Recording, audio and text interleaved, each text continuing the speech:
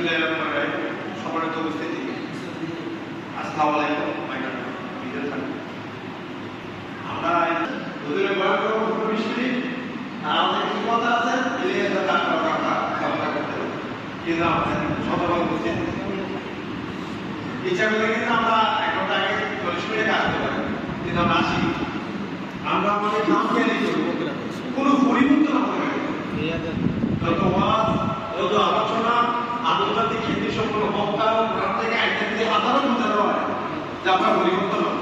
যারা পরিবর্তন হয়ে গেছে আল্লাহ, আর যারা হয় নাই আশা করা গেছে।